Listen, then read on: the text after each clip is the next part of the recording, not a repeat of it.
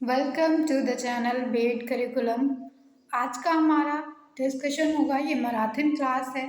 BEd third sem के third paper के लिए गाइडेंस एंड काउंसलिंग ये पेपर है। इसमें हम गाइडेंस एंड काउंसलिंग का पूरा सिलेबस करेंगे, unit first, unit second, unit third and including unit fourth. तो स्टार्ट करते हैं यूनिट फर्स्ट से। इसमें टॉपिक रहेगा पहला गाइडेंस। गाइडेंस का मतलब होता है किसी भी चीज़ के लिए जब हम निर्देशन देते हैं तो उसको गाइडेंस कहा जाता है। कॉन्सेप्ट ऑफ गाइडेंस देख लेते हैं। Guidance is concern with the optimum development of the individual. तो इसमें एक इंडिविजुअल का ऑप्टिमम डेवलपमेंट किया जाता है for educational, vocational, personal, social, moral and physical development होता है इसमें। तो वो सारी नीड्स को, सारे बेनिफिट्स को, ताकि जो है सोसाइटी में रहता है हर एक इंडिविजुअल, तो वो सोसाइटी को बेनिफिट कर सके उन सारे अपने डेवलपमेंट से, चाहे वो एजुकेशनल डेवलपमेंट हो, चाहे वोकेशनल डेवलपमेंट हो, चाहे पर्सनल हो या सोशल हो या मोरल हो।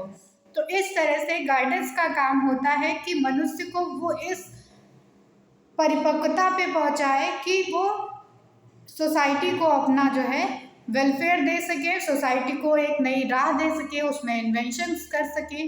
तो guidance has two types of meaning. Guidance की दो तरह की मीनिंग होती है, एक ट्रेडिशनल गाइडेंस होती है और एक मॉडर्न गाइडेंस होती है।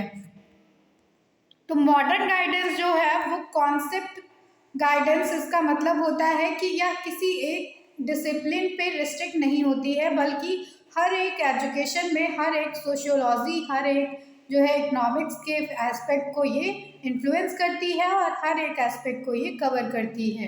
As a concept, guidance is concern with the maximum development of the individual to make his own decision. तो इसमें गाइडेंस के द्वारा एक इंडिविजुअल का इतना मैक्सिमम डेवलपमेंट किया जाता है कि वह अपने डिसीजंस को खुद जो है कंसीडर कर सके, खुद ले सके। Meaning and definition of guidance की बात करते हैं तो गाइडेंस का मतलब होता है टू डायरेक्ट, किसी को डायरेक्शन देना, टू पॉइंट आउट और टू शो द पाथ। किसी को हम अगर राह दिखाते हैं तो वो भी हमारा गाइडेंस में आ जाता है। तो गाइडेंस उसी तरह से ओल्ड है, उसी तरह से पुराना तरीका है मैनकाइंड के लिए, जितना कि मानव जो है पुराना हो चुका है। और because man each and every stage of life need guidance for others. तो मैन को हर एक स्टेज पर, हर एक जो है फेज पर अपनी लाइफ की गाइडेंस की ज़रूरत पड़ती है।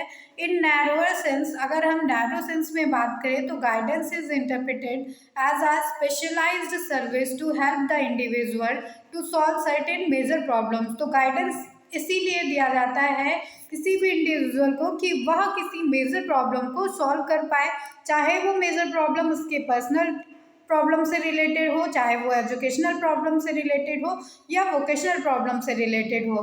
Guidance is expected as both a concept and a process. तो गाइडेंस को एक कॉन्सेप्ट के रूप में भी कंसीडर किया जाता है और एक प्रोसेस के रूप में भी कंसीडर किया जाता है। अब हम देखेंगे गाइडेंस की डेफिनेशन। तो अकॉर्डिंग टू एजे जॉन्स के अनुसार एक डेफिनेशन दी गई है गाइडेंस के बारे में। Guidance is an assistance given to the individual is making intelligent choices and adjustment. तो गाइडेंस तब किसी भी इंडिविजुअल को दिया जाता है जब उसे कोई इंटेलिजेंस चॉइस करनी होती है, किसी भी तरह के एडजस्टमेंट की ज़रूरत होती है, तब उसे गाइडेंस दिया जाता है। ये डेफिनेशन एजे जॉन्स के अनुसार है। अब नेक्स्ट डेफिनेशन दी गई है क्रो एंड क्रो के अनुसार। तो क्रो एंड क्रो ने भी गाइडेंस के बारे में डेफिनेशन दी है। नेचर ऑफ गाइडेंस की बात करते हैं तो गाइडेंस एक प्रोसेस होता है, ये एक कंटिन्यूअस प्रोसेस होता है। गाइडेंस जो है वो एजुकेशन है एक तरह से अपने आप में ही। Guidance is initial process for education. Guidance एक तरह का इनिशियल प्रोसेस होता है एजुकेशन के लिए, ये शुरुआती दौर है किसी भी शिक्षा की। Guidance is assistance provided. Guidance is a service for all. तो गाइडेंस एक ऐसी सर्विस होती है जो हर एक मनुष्य के लिए होती है। Guidance is related with life. Guidance life से रिलेटेड होता है, किसी के जीवन से रिलेटेड होता है, सेल्फ डायरेक्शन से भी रिलेटेड हो सकता है guidance. Guidance is individual centre, तो किसी एक इंडिविजुअल को हम सेंटर करके तब उससे गाइडेंस दे सकते हैं।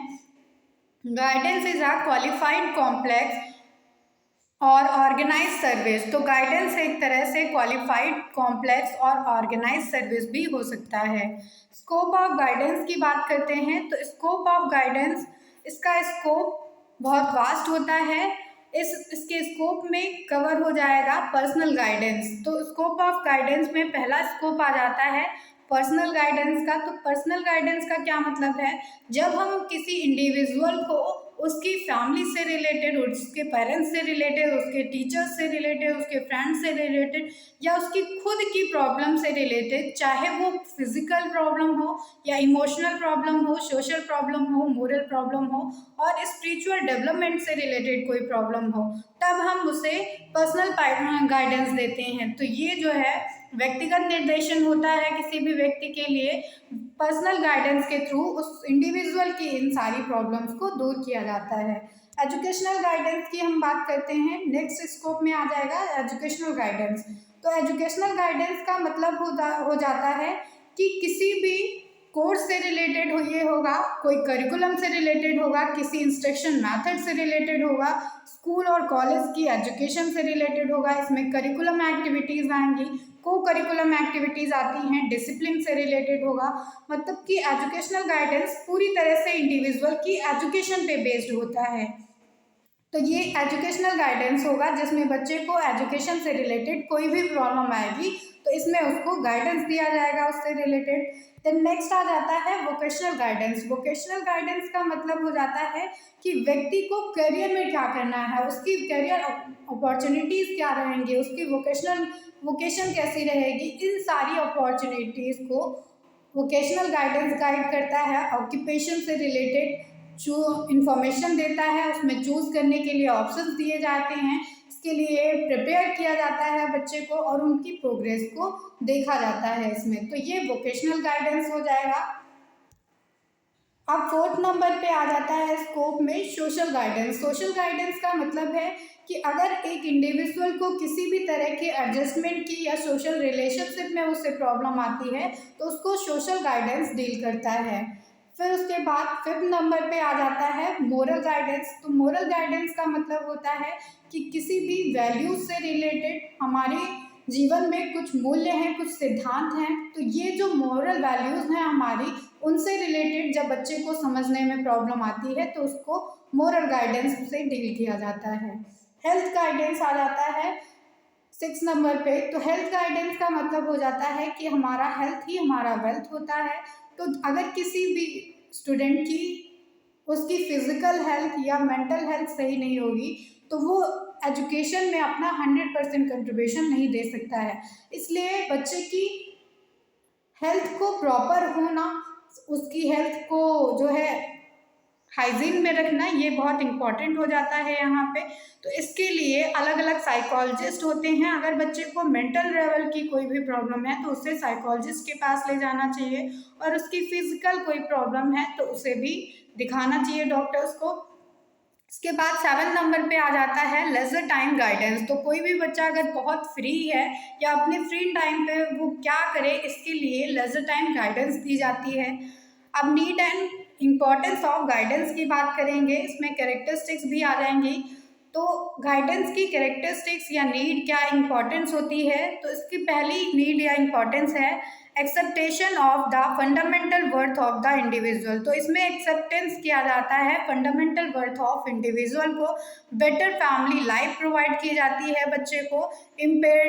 Imparting educational according to individual differences. Guidance में ऐसी जो है एजुकेशन दी जाती है जो इंडिविजुअल को कंसीडर करेगी, इंडिविजुअल डिफरेंसेस को इसमें कंसीडर किया जाएगा। चॉइस ऑफ रिलेवेंट करिकुलम, इसमें चॉइस होती है रिलेवेंट करिकुलम के लिए प्रॉपर एडजस्टमेंट्स प्रोवाइड किए जाते हैं बच्चे को। अब नेक्स्ट टॉपिक आ जाता है difference between guidance and counselling. तो क्या डिफरेंस है गाइडेंस एंड काउंसलिंग में, इसको देख लेते हैं। गाइडेंस का मतलब हो जाता है, मीनिंग के बेसिस पे इसमें डिफरेंस देखेंगे।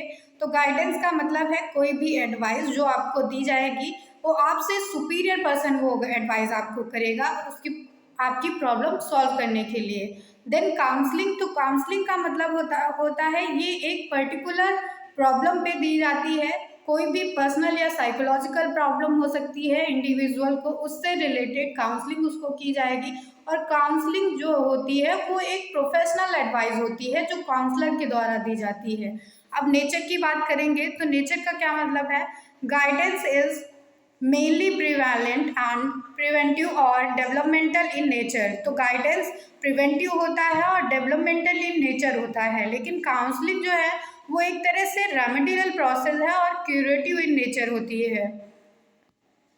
ओरिएंटेशन की बात कर लेते हैं। तो guidance is topic oriented, guidance पूरी तरह से टॉपिक ओरिएंटेड होता है, जबकि काउंसलिंग जो होती है वो प्रॉब्लम ओरिएंटेड होती है।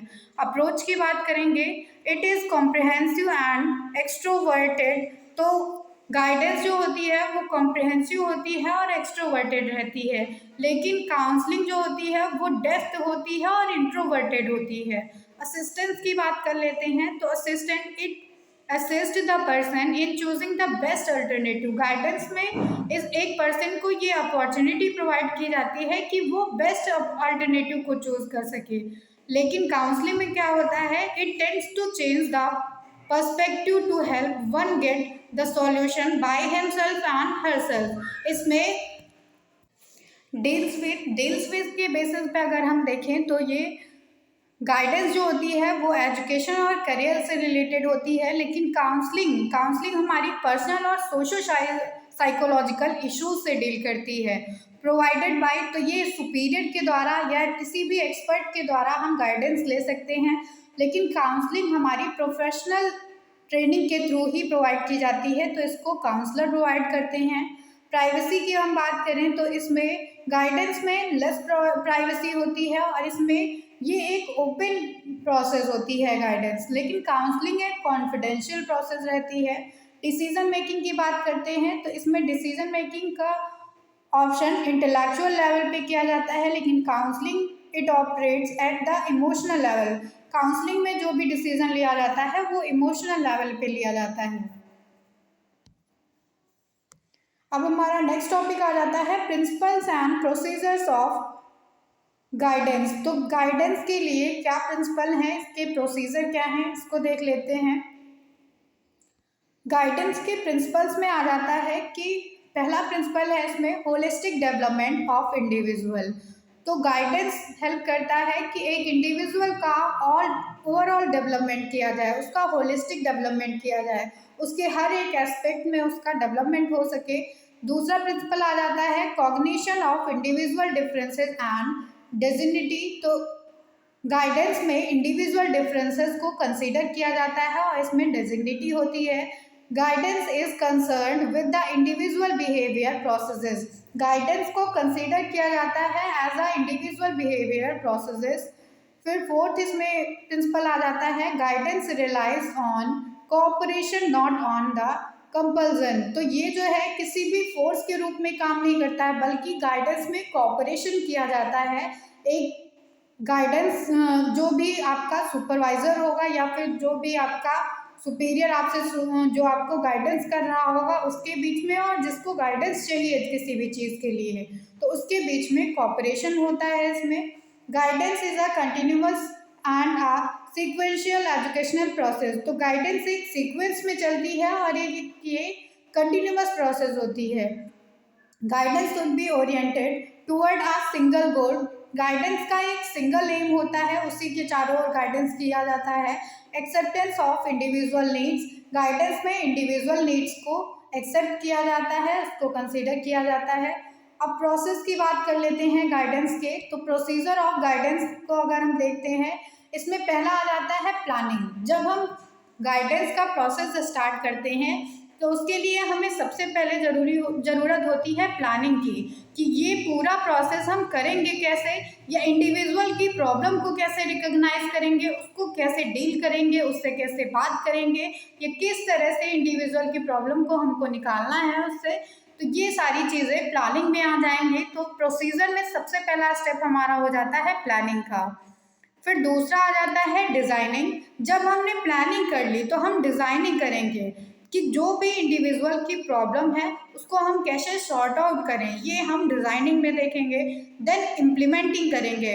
तो इम्प्लीमेंटिंग प्रोसेस में हम ये देखते हैं कि इंडिविजुअल की प्रॉब्लम को हमने पकड़ लिया, उसका सॉल्यूशन कैसे किया जाएगा ये देखेंगे, और अब हम इम्प्लीमेंट करेंगे उस सॉल्यूशन को। जो भी हमारी स्ट्रैटेजी है, जो भी हमारे थॉट्स हैं कि कैसे इंडिविजुअल को उस प्रॉब्लम से हमें हटाना है, उससे कैसे सॉर्ट आउट करना है, तो इस चीज़ के लिए हम इम्प्लीमेंटेशन करते हैं अब यहाँ पे।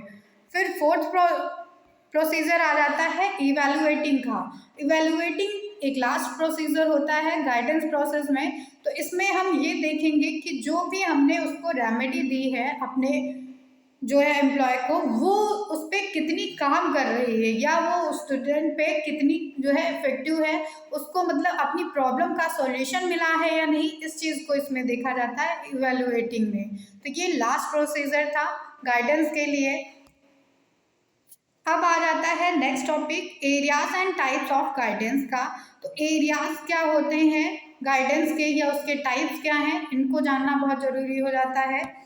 एरियाज ऑफ गाइडेंस की बात करें तो इसके वास्ट एरियाज होते हैं। इसमें पहला आ जाता है vocational guidance, second one is avocation guidance, third one is personal guidance, fourth one is marital guidance, six one is health guidance, seventh one is moral guidance, eighth one is social guidance and ninth one is education guidance. तो ये सारे areas होते हैं guidance के लिए। अब guidance की अगर टाइप्स की बात करें हम, तो गाइडेंस के 3 टाइप्स होते हैं। उसमें पहला आ जाता है एजुकेशनल गाइडेंस, दूसरा होता है पर्सनल गाइडेंस, तीसरा आ जाता है वोकेशनल गाइडेंस। तो पर्सनल गाइडेंस क्या होता है उसको सबसे पहले समझ लेते हैं। एजुकेशनल गाइडेंस को समझते हैं पहले। एजुकेशनल गाइडेंस डायरेक्टली रिलेट करता है पीपल से, उनकी जो है स्टूडेंट लाइफ से, और इसमें जो है अनेक कई सारे वैरायटीज़ की गाइडेंस दी जाती है। इसमें इंडिविजुअल की हर एक प्रॉब्लम को देखा जाता है जो भी उसके एजुकेशनल पर्पस से रिलेटेड होगी। Educational guidance is develop the ability of coordinating the school environment to the pupils to create necessary awareness and sensitivity। तो एजुकेशनल गाइडेंस को डेवलप किया जाता है ताकि जो बच्चे हैं वो अपने एजुकेशनल इन्वायरमेंट से अपने फैमिलियर हो पाएँ और उसमें कोऑपरेशन कर पाएँ। उनके लर्निंग ऑब्जेक्टिव्स को सर्च किया जाता है, इसमें सिचुएशंस को देखा जाता है। Educational guidance is aimed to help students to solve their problems related to education at different levels of education from primary level to university level। तो from primary level से लेकर यूनिवर्सिटी लेवल तक educational guidance को देखा जाता है, और इसमें हर एक तरह की रेमेडी स्टूडेंट को प्रोवाइड की जाती है। ब्रेवर के अनुसार एजुकेशनल गाइडेंस को डिफाइन किया गया है। इनका कहना था कि educational guidance is a conscious effort, ये एक तरह से कॉन्शियस एफर्ट होता है to assist in the intellectual growth of an individual. तो इसमें इंडिविजुअल की जो है इंटेलेक्चुअल ग्रोथ की जाती है, उसके बौद्धिक विकास से रिलेटेड होता है एजुकेशनल गाइडेंस, क्योंकि जो भी शिक्षा का कार्य होगा वो बच्चा अपने मस्तिष्क से करता है, इसलिए एजुकेशन रिलेट करती है उसके माइंड से, और इसमें इंटेलेक्चुअल ग्रोथ की जाती है एजुकेशनल गाइडेंस के थ्रू। तो ये कुछ और डेफिनेशन दे रखी हैं एजुकेशनल गाइडेंस की। इसके बाद ऑब्जेक्टिव्स ऑफ एजुकेशनल गाइडेंस आता है। अब देखते हैं next topic needs and importance of educational guidance. Educational guidance की क्या नीड है, इसकी क्या इम्पोर्टेंस रहती है। तो ये डाइवर्सिफाइड कोर्सेज के लिए ज़रूरी होता है, क्योंकि अलग अलग कोर्सेज होते हैं तो बच्चों को कभी कभी समझने में प्रॉब्लम आती है स्टूडेंट्स को कि कौन सा कोर्स किस जो है वोकेशन के लिए है। तो इसके लिए उन्हें एजुकेशनल गाइडेंस प्रोवाइड की जाती है। अगर कोई भी बच्चा किसी कोर्स में फेल है या उसको फेल्योर देखने को मिल रही है, तो इसके लिए उसके मोटिवेशन को हाई करने के लिए उसे एजुकेशनल गाइडेंस दी जाती है। Unsatisfactory progress and undesirable behaviour, अगर किसी भी स्टूडेंट में हम देखते हैं कि उसकी प्रोग्रेस नहीं सही है या उसको सेटिस्फाई नहीं कर रही है, अनडिजायरेबल उसका बिहेवियर है, तो वहाँ पे भी एजुकेशनल गाइडेंस दी जाती है स्टूडेंट को। इंडिविजुअल डिफरेंसेस के बेसिस पे इस गाइडेंस को दिया जाता है। Adjustment of student in social, in school and college environment, तो बच्चे का इसमें एडजस्टमेंट देखा जाता है कि वो कैसे स्कूल और कॉलेज के इन्वायरमेंट में अपने आप को ढाल पा रहा है या नहीं। फंक्शंस ऑफ एजुकेशनल गाइडेंस की बात करते हैं तो एलिमेंट्री लेवल पे कुछ फंक्शंस होते हैं एजुकेशनल गाइडेंस के। ये पीपल्स को हेल्प प्रोवाइड करता है कि वो अपनी बिगिनिंग एजुकेशनल करियर को समझ सके, और ये असिस्ट करता है इंडिविजुअल्स को, पीपल्स को, कि वह अपने प्लान को इंटेलिजेंटली सुटेबल कोर्सेज में लगा पाएँ, और इनेबल करता है पीपल्स को कि वह अचीव कर पाए बेस्ट रिजल्ट को अपनी एबिलिटीज़ के बेसिस पे, अपनी इंटरेस्ट के बेसिस पे।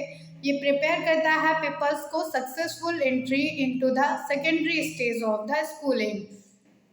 सेकेंडरी स्टेज पे कुछ बेनिफिट्स होते हैं, कुछ फंक्शंस होते हैं एजुकेशनल गाइडेंस में। तो इसमें पहला फंक्शन है इसका कि न्यू पर्पसेस ऑफ एजुकेशन में रिलेशन देखता है, ये उनके नेचर, टाइप, रोल, कोर्स को डिफाइन करता है, या helps student to achieve suitable courses and activities, और स्टूडेंट्स को हेल्प प्रोवाइड करता है एजुकेशनल गाइडेंस कि वो सुटेबल कोर्सेज को और उनकी एक्टिविटीज़ को समझ सकें और चूज कर सकें। Enable students to make an appraisal of their abilities, इसमें स्टूडेंट्स के परफॉर्मेंस का अप्रेजल किया जाता है। Educational guidance help student to overcome difficulties in learning, तो जो भी लर्निंग में डिफ़िकल्टीज आती हैं उनसे ओवरकम किया जाता है स्टूडेंट्स को, लर्निंग गैप्स को इसमें मेंटेन किया जाता है।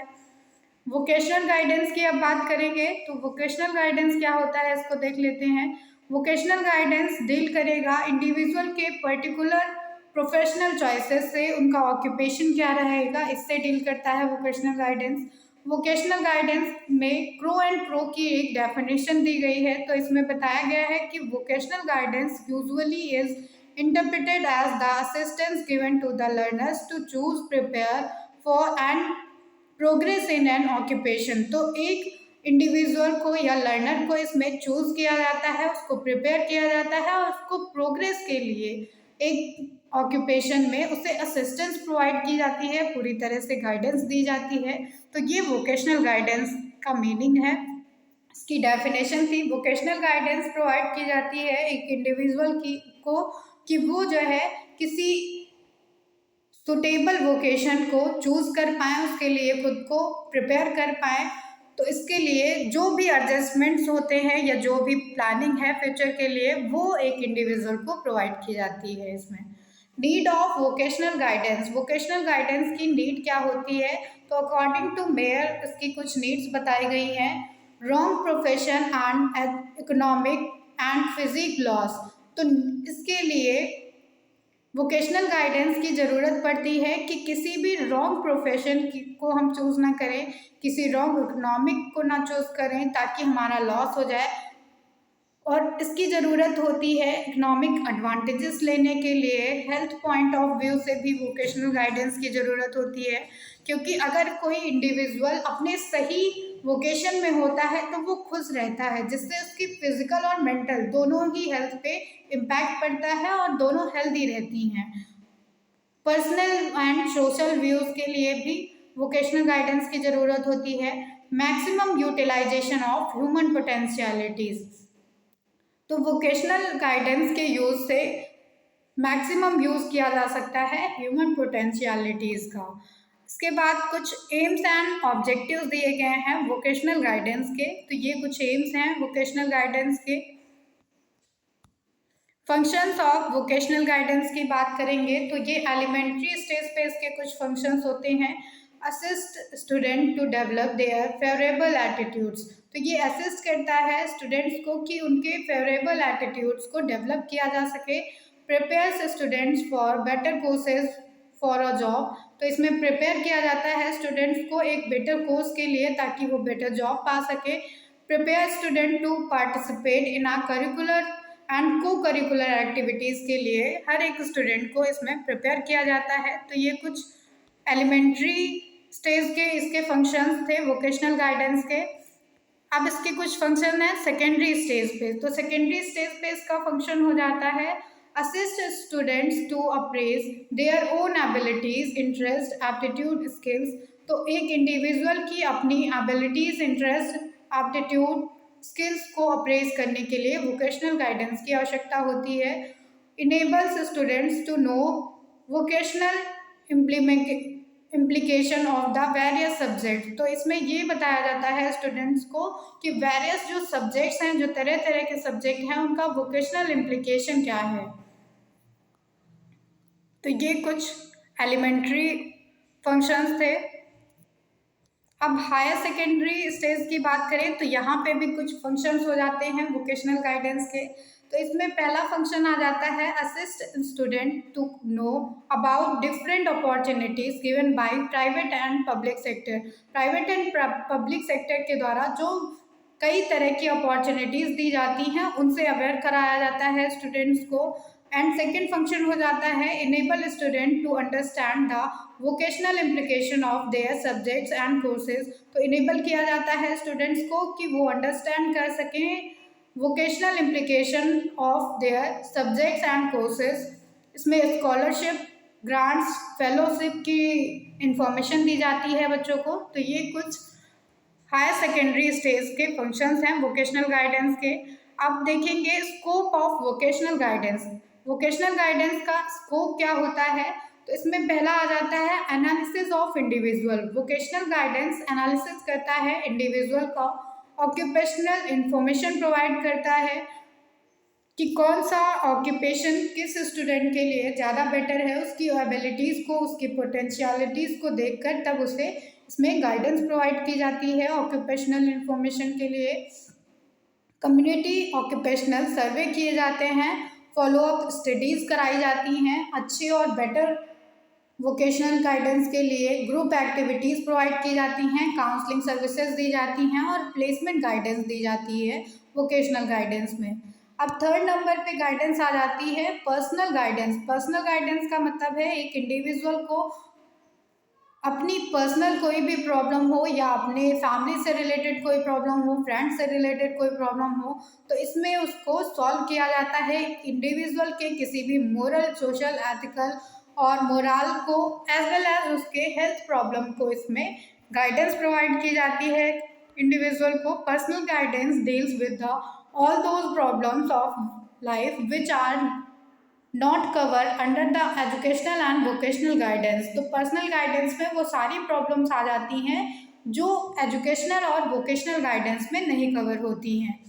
तो इसकी कुछ डेफिनेशन है according to Crow and Crow. Definition देखेंगे, क्रो एंड क्रो ने बताया है personal guidance refers to help given to an individual toward the better adjustment in the development of attitudes and behavior in all areas of life। तो इसमें एक individual को assistance दी जाती है, गाइडेंस दी जाती है कि वो अपना बेटर एडजस्टमेंट कर सकें किसी भी एटीट्यूड को, बिहेवियर को डेवलपमेंट करने के लिए हर एक एरिया में उनका डेवलपमेंट ताकि हो सके और वो एक बेटर लाइफ जी सके। अब इसमें आ जाता है nature and characteristics of personal guidance. तो ये नेचर एंड कैरेक्टरिस्टिक्स दे रखा है पर्सनल गाइडेंस का। नेचर की बात करें तो या सोशल हो सकता है, सिविक एक्टिविटीज़ इसमें इन्वॉल्व होती हैं, हेल्थ एंड फिजिकल एक्टिविटीज़ इसमें इन्वॉल्व हो जाती हैं। अब है नीड ऑफ पर्सनल गाइडेंस। तो पर्सनल गाइडेंस की कुछ नीड बताई गई हैं। फंक्शंस ऑफ पर्सनल गाइडेंस की बात कर लेते हैं। तो प्री प्राइमरी स्टेज पे कुछ इसके फंक्शंस होते हैं। ये असेस करता है teeny students to get with the other by sharing experiences. तो इसमें जो है अदर स्टूडेंट्स के साथ कोऑपरेशन कराया जाता है बच्चों का। enable student to express themselves by working with his hand. तो इसमें इनेबल्स को एक्सप्रेस कराया जाता है, उनकी फीलिंग्स को एक्सप्रेस कराया जाता है। एलिमेंट्री स्टेज पे इसके कुछ फंक्शन हो जाते हैं। तो पर्सनल गाइडेंस हेल्प करता है स्टूडेंट्स को कि वह अपने फंडामेंटल स्किल्स को, फीलिंग ऑफ सिक्योरिटी को जो है उनकी अश्योरेंस प्रोवाइड की जाती है इससे। It enables children to develop ability of self discipline at home and school. इसमें सेल्फ डिसिप्लिन के लिए एबिलिटी दी जाती है बच्चों को, चाहे वो घर पे रहें या स्कूल में रहें, उनको सेल्फ डिसिप्लिन सिखाया जाता है। It enables children to make them learn right from wrong in different situation. इसमें राइट फ्रॉम रॉन्ग की नॉलेज दी जाती है बच्चों को डिफरेंट सिचुएशंस में। सेकेंडरी स्टेज पे अगर हम देखें तो इसके कुछ फंक्शन हो जाते हैं पर्सनल गाइडेंस के। तो ये एडजस्ट करता है न्यू स्कूल सिचुएशन को, इन्वायरमेंट को, और डेवलप करता है फीलिंग ऑफ बिलोंगिंगनेस को, इंस्पायर करता है, inspire them for the active leadership के लिए, ग्रुप लाइफ के लिए इंस्पायर करता है, और फुलफिल करता है स्टूडेंट्स की वोकेशनल, एजुकेशनल और पर्सनल नीड्स को। तो ये कुछ फंक्शंस थे पर्सनल गाइडेंस के। अब process of imparting personal guidance देख लेते हैं। तो इसमें collection of all the information and data. Firstly पहले कलेक्शन किया जाता है हर एक इंफॉर्मेशन का, डेटा का।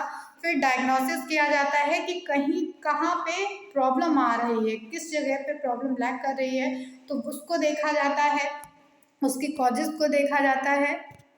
तब इसमें रेमेडी प्रोवाइड की जाती है प्रॉब्लम के लिए। तो ये पूरा प्रोसेस है पर्सनल गाइडेंस का। आते हैं सेकेंड यूनिट पे। तो सेकेंड यूनिट हमारी डील करती है गाइडेंस सर्विसेज एंड प्रोग्राम से। तो गाइडेंस की कुछ सर्विसेज हैं, इसके प्रोग्राम्स कुछ बताए गए हैं, उनको देखेंगे। गाइडेंस सर्विसेज का क्या मतलब हो जाता है, इसको समझ लेते हैं। Guidance services help the student to develop potential. ये स्टूडेंट्स के पोटेंशियल को डेवलप करता है। Become more self directed. Student इसमें सेल्फ डायरेक्टेड बनते हैं इन गेटिंग इंफॉर्मेशन, ताकि वह खुद ही इंफॉर्मेशन को कलेक्ट कर सके, एनालिसिस कर सके, यूज कर सके सक्सेसफुल इन स्टडी, ताकि अपनी जो है स्टडी को वो सक्सेसफुल बना सकें और वर्क प्रोग्राम्स को कंडक्ट कर सकें। Guidance and counselling services must be regarded as an integral part of the education. Guidance और सर्विस, काउंसलिंग सर्विस जो होती है वो इंटीग्रल पार्ट होती है एजुकेशन का। Guidance services are the systematic and organised procedures. Guidance services एक systematic और ऑर्गेनाइज्ड प्रोसीजर होती हैं, टूल रहती हैं, फैसिलिटीज होती हैं to assist an individual in securing knowledge, जो असिस्ट करती हैं एक इंडिविजुअल को नॉलेज सिक्योर करने के लिए, and skills needed in making person plans and services. जो भी स्किल्स की नीड होती है प्लान्स और सर्विसेज को बनाने के लिए, and in interpreting lives. The services needs comprehension information about the opportunities, personality development, effective studying and learning. तो इसमें हर एक तरह की इंफॉर्मेशन दी जाती है बच्चे को, चाहे वो अपॉर्चुनिटी से रिलेटेड हो, पर्सनालिटी डेवलपमेंट से रिलेटेड हो, या इफेक्टिव स्टडिंग से रिलेटेड हो, या लर्निंग से रिलेटेड हो। फिर ये कुछ कैरेक्टरिस्टिक बताई गई हैं गाइडेंस सर्विसेज की। Needs of organising guidance services. तो क्या नीड होती है एक गाइडेंस सर्विस को ऑर्गेनाइज कराने के लिए। तो इसकी नीड में आ जाता है the teacher to take note of potentialities of each student in different degree in different direction. तो डिफरेंट डिग्री डिफरेंट डायरेक्शन के लिए नोट्स टेक करना, उनकी पोटेंशियलिटीज को जानना होता है। और students and their parents to make right and appropriate career plans के लिए हेल्पफुल रहती हैं गाइडेंस सर्विसेज। और understanding the physical, social, emotional, intellectual characteristics and need of the people. तो इसमें अंडरस्टैंड किया जाता है physical, social, emotional, intellectual characteristics of individual and its need in individual. Provide knowledge to children in making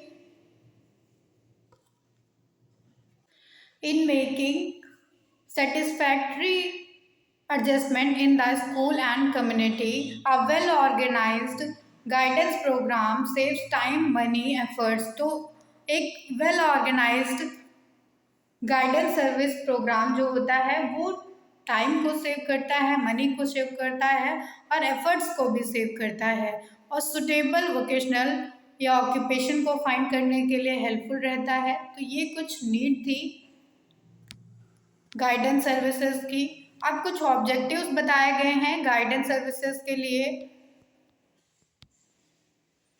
principles of organising guidance services. Principles क्या होते हैं किसी भी गाइडेंस सर्विस को ऑर्गेनाइज करने के लिए? तो इसमें पहला प्रिंसिपल आ जाता है, the guidance services should be meet for all the category of students.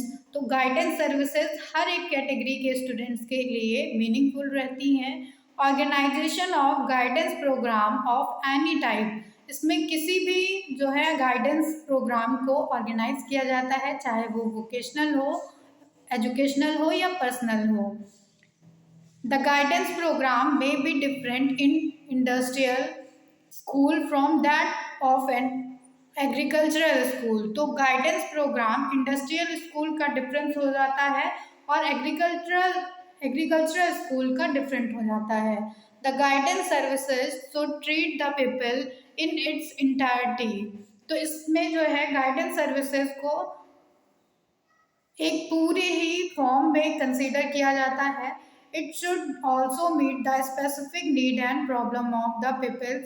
इसमें स्टूडेंट्स की स्पेसिफिक नीड को, उनकी प्रॉब्लम्स को देखा जाता है, फिर उन्हें रेमेडी दी जाती है उसके लिए। तो ये कुछ प्रिंसिपल्स थे गाइडेंस सर्विसेज को ऑर्गेनाइज करने के लिए। अब कुछ फंक्शंस बताए गए हैं, फंक्शंस ऑफ गाइडेंस सर्विसेज। तो ये कुछ फंक्शंस हैं गाइडेंस सर्विसेज के। ये इम्प्रूव करती है सेल्फ अंडरस्टैंडिंग को, इंक्रीज करती है स्टूडेंट्स की अंडरस्टैंडिंग को, सेल्फ से रिलेटेड हो या अदर से रिलेटेड हो।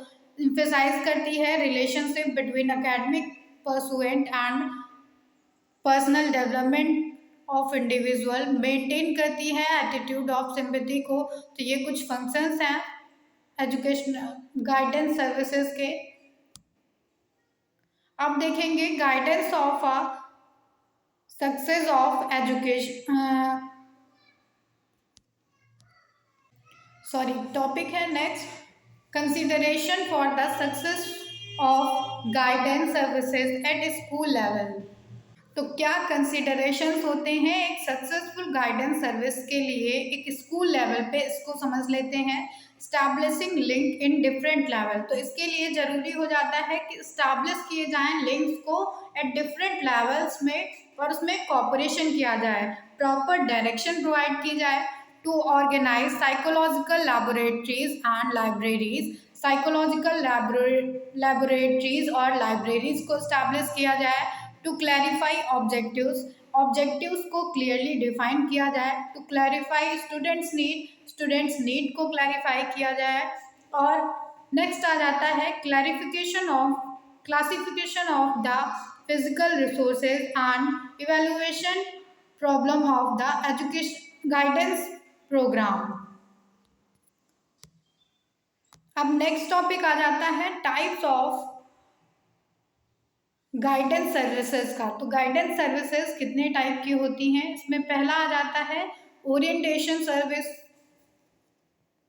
दूसरी आ जाती है काउंसलिंग सर्विस और तीसरी आ जाती है रेमेडियल सर्विस, चौथी है इंफॉर्मेशन सर्विस, पांचवी है प्लेसमेंट सर्विस और छठी है फॉलोअप सर्विस। तो एक एक करके सब सर्विसेज को देखेंगे। टाइप्स ऑफ सर्विसेज हैं ये। इसमें पहला है ओरिएंटेशन सर्विस। ओरिएंटेशन सर्विस का क्या मतलब है? ओरिएंटेशन सर्विस का मतलब हो जाता है कि जब एक स्टूडेंट किसी भी कोर्स में जो है एडमिशन लेता है एक एजुकेशनल इंस्टीट्यूशन में, तो वह उस एजुकेशनल इंस्टीट्यूशन के लिए एकदम नया होता है और एजुकेशनल इंस्टीट्यूशन उसके लिए एकदम नया है। तो इस नए इन्वायरमेंट को समझने के लिए, इस नए कोर्स को समझने के लिए उसे ओरिएंटेशन सर्विस दी जाती है। तो ये एक गाइडेंस का जो है काम करती है उसके लिए। इस जो है ओरिएंटेशन सर्विस में बच्चे को उस एजुकेशनल इंस्टीट्यूशन से रिलेटेड हर एक चीज़ को समझाया जाता है, उसके फीस स्ट्रक्चर को, उसके कोर्स को, कितने ईयर का कोर्स है, क्या फीस स्ट्रक्चर है उसका, और क्या क्या फैसिलिटीज़ हैं या क्या एक्टिविटीज़ हैं उसमें, करिकुलम क्या है उसको समझाया जाता है, कोर्स क्या है, सिलेबस क्या है उसका, क्या को करिकुलम एक्टिविटीज़ होंगी उसमें ये समझाया जाएंगी, और क्या उस जो है एजुकेशनल इंस्टीट्यूशन की रूल्स होंगे, उनके रेगुलेशंस होंगे, उसका फीस स्ट्रक्चर कैसा है, या होल सब कुछ उसके कोर्स से रिलेटेड और उस एजुकेशनल इंस्टीट्यूशन से रिलेटेड। ये एक तरह से ओरिएंटेशन क्लास हो जाती है जिसमें बच्चा जो है फैमिलियर हो जाता है उस कोर्स से और उस एजुकेशनल इंस्टीट्यूशन से। तो ये ओरिएंटेशन सर्विस होती है, इसके लिए कुछ ऑब्जेक्टिव्स होते हैं और इसकी कुछ इम्पोर्टेंस होती है ओरिएंटेशन सर्विस को। तो इम्पोर्टेंस में यही सारी चीज़ें आ जाएंगी कि इसमें जो है स्टूडेंट को फैमिलियर कराया जाता है, तो उसके जो है पॉइंट्स इसकी इम्पोर्टेंस में आ जाएंगे। अब नेक्स्ट सर्विस आ जाती है काउंसलिंग सर्विस। काउंसलिंग सर्विस का आप मतलब जानते हैं कि काउंसलिंग के लिए एक प्रोफेशनल काउंसलर की ज़रूरत होती है और इसमें काउंसलिंग की जाती है। तो जो काउंसलिंग कराता है उसको काउंसलिंग कहते हैं और जो काउंसलिंग करता है उसको काउंसलर कहते हैं। ये एक पर्टिकुलर प्रॉब्लम से रिलेटेड होती है और इसमें साइकोलॉजिकल प्रॉब्लम्स को सॉल्व किया जाता है या किसी भी तरह की प्रॉब्लम हो काउंसलिंग को तो उससे रिलेटेड प्रॉब्लम इसमें सॉल्व की जाती है काउंसलिंग सर्विसेज में। काउंसलिंग सर्विसेज के भी कुछ ऑब्जेक्टिव्स होते हैं, तो ये हर एक तरह से इंडिविजुअल को प्रॉपर बनाती है, उसके जो है साइकोलॉजिकल प्रॉब्लम्स को दूर करती है, उसे किसी भी तरह की प्रॉब्लम हो उस पर काउंसलिंग दी जाती है। तो ये इसके ऑब्जेक्टिव्स हो जाते हैं कुछ। Importance of counselling service. तो काउंसलिंग सर्विस के कुछ इम्पोर्टेंस है कि यह स्टडी करती है रियल लाइफ एनवायरनमेंट को, इंडिविजुअल को डिफाइन करती है, प्रॉब्लम सिचुएशंस को, पैरामीटर्स ऑफ प्रोग्राम्स को स्टैब्लिश करती है, डिज़ाइन करती है काउंसलिंग मॉडल को, पायलट टेस्ट मॉडल्स इसमें प्रिपेयर किए जाते हैं। तो ये कुछ इम्पोर्टेंस हो जाती है काउंसलिंग सर्विस की। रेमेडियल सर्विस की बात करेंगे नेक्स्ट, तो ये एक इम्पॉर्टेंट सर्विस हो जाती है यहाँ पे। रेमेडियल सर्विस का मतलब होता है कि किसी भी तरह की प्रॉब्लम बच्चे को आ रही है तो उसमें रेमेडी देना, उसे उसकी प्रॉब्लम जहाँ पे लैक कर रही है या जहाँ पे उसे प्रॉब्लम आ रही है उसका डायग्नोसिस किया जाता है, तब उसको रेमेडी प्रोवाइड की जाती है। School counsellor and teacher offer assistance to student who are experiencing difficulty with reading और मैथमेटिक्स। जो भी बच्चे को प्रॉब्लम आती है रीडिंग और मैथमेटिक्स से related, remedial specialist work closely with teachers and parents to provide the most effective assistance for each children. तो इसमें एक असिस्टेंस प्रोवाइड की जाती है हर एक बच्चे को टीचर्स और उनके पेरेंट्स के द्वारा। The counsellor may meet the student on an individual basis in small group. तो इसमें स्टूडेंट को इंडिविजुअल बेसिस पे मीट किया जाता है, उनकी प्रॉब्लम को जाना जाता है और तब उन्हें जो है उसके लिए रेमेडी दी जाती है। तो ये रेमेडियल सर्विस की बात हो गई। अब रेमेडियल सर्विस के कुछ टाइप होते हैं, क्यूरेटिव सर्विस होती है, करेक्टिव सर्विस होती है। तो ये दो टाइप्स हैं इसके। Importance of remedial service. Remedial service की क्या इम्पोर्टेंट है, ये प्रोवाइड करती है रीइंफोर्समेंट को, इन्हांस करती है कम्युनिकेशन स्किल को, मोटिवेट करती है स्टूडेंट के लर्निंग को और इन्हांस करती है बेसिक लर्निंग स्किल्स को। इंफॉर्मेशन सर्विस की बात करते हैं, तो इंफॉर्मेशन सर्विस का क्या मतलब है। इंफॉर्मेशन सर्विस डायरेक्टली रिलेट करेगी स्टूडेंट से, वो पर्सनल होगी, सोशल होगी, इमोशनल होगी, स्पिरिचुअल होगी, किसी भी डेवलपमेंट और किसी भी एडजस्टमेंट से रिलेटेड उसे इंफॉर्मेशन दी जा सकती है इसमें। This service is provided by a team of professional counsellor. ये जो सर्विस होती है वो एक टीम होती है प्रोफेशनल काउंसलर्स की जिसके द्वारा प्रोवाइड की जाती है और इसमें guidance officers who work on the full time और part time on the basis of educational institution. तो एक गाइडेंस ऑफिसर होता है जो काम करता है फुल टाइम या पार्ट टाइम, वो अपॉइंट किया जाता है इसमें एजुकेशनल इंस्टीट्यूशन के द्वारा। अब यहाँ पे कुछ ऑब्जेक्टिव्स हैं इंफॉर्मेशन सर्विसेज के, तो ये इंफॉर्मेशन सर्विस के ऑब्जेक्टिव्स में आ जाएगा कि वह ब्रॉड लेवल पे रियलिस्टिक व्यू में अपॉर्चुनिटीज़ को देती है, प्रॉब्लम को डायग्नोसिस करती है, अवेयरनेस देती है, बच्चों को नीड जो है उनकी प्रोवाइड करती है, और अंडरस्टैंडिंग को जो है क्रिएट करती है, बच्चे के मास्टरी टेक्निक्स को इन्वॉल्व करती है ये। नेक्स्ट टर्म आ जाता है इसमें फॉलो अप सर्विस का। तो नेक्स्ट सर्विस आ जाती है फॉलो अप सर्विस की। फॉलो अप सर्विस का क्या मतलब है? N integral part of guidance service is follow up service. Follow up service जो है वो एक इंटीग्रल पार्ट होती है गाइडेंस सर्विस का। It concerned with what happened to student while in school or after they have left school। तो इसमें ये कंसर्न दिखाया जाता है कि बच्चों के साथ क्या हुआ जब वो स्कूल में पढ़ रहे थे और क्या हुआ जब वो स्कूल छोड़ के चले गए तब। तो इसमें दोनों ही डेटा को लिया जाता है। Follow up services begin before the student complete their studies. तो इसमें स्टूडेंट्स की स्टडी को कंप्लीट करने से पहले हर एक चीज़ को देखा जाता है एंड लीव द कॉलेज, और जब वो कॉलेज को छोड़ देते हैं तब हर एक चीज़ को इसमें देखा जाता है। It seeks to determine the reliability और appropriateness of the educational and vocational adjustment of the student. तो इसमें रिलायबिलिटी देखी जाती है और अप्रोप्रिएटनेस देखी जाती है एजुकेशनल एंड वोकेशनल एडजस्टमेंट में स्टूडेंट के, कि उनकी क्या जो है फैसिलिटीज़ रही या उनको जो गाइडेंस दी गई वो कितनी सही थी।